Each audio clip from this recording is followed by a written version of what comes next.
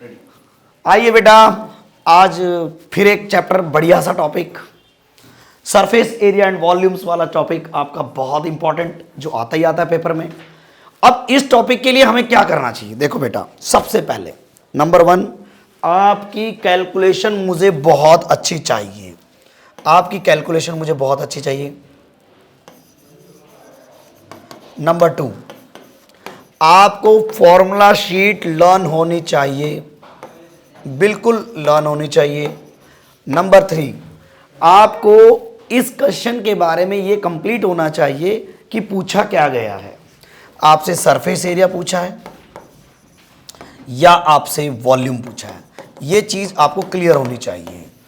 और आप हर बार क्या करेंगे, इसकी एक फिगर बनाएंगे, फिगर के ऊपर मेंशन करेंगे आप लोग इसकी डायमेंशंस को।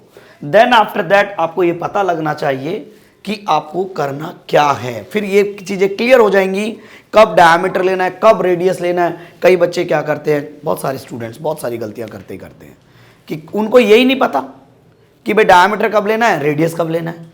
भाई उसको अगर आप मेंशन कर दोगे तो गलती होगी नहीं आपसे। सबसे इंपॉर्टेंट है चीज़ों को क्लियर करना।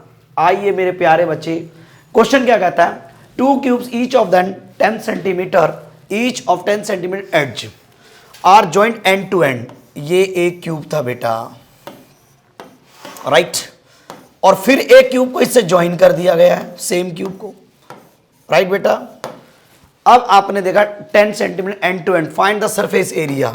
सो this is 10 centimetre and also this is 10 centimetre. अब obvious 10 centimetre and this is also 10 centimetre, all sides are 10 centimetre. So जब आप दो क्यूब्स को ज्वाइन करोगे तो रिजल्ट जो बनता है वो एक क्यूबॉइड बनेगा बेटा। अब हमें ये क्लियर होनी चाहिए कि भाई क्यूबॉइड की साइड्स क्या क्या है। तो आइए मेरे प्यारे बच्चे, ये मेरा 20 सेंटीमीटर इसकी लेंथ का काम करेगा, राइट बेटा। और अब मेरे से पूछा है surface area of resulting cuboid. अब आप यहां लिखेंगे surface area of resulting cuboid. आपने फॉर्मूला लगाया twice of LB plus BH plus HL। Formula clear है? अगर फॉर्मूला क्लियर है, L this is 20, B 10, 10, height मेरी 10, हाइट 10 और ये मेरा 20। इज दैट क्लियर और नॉट बेटा? 200 प्लस 100 प्लस 200, दिस इज 500,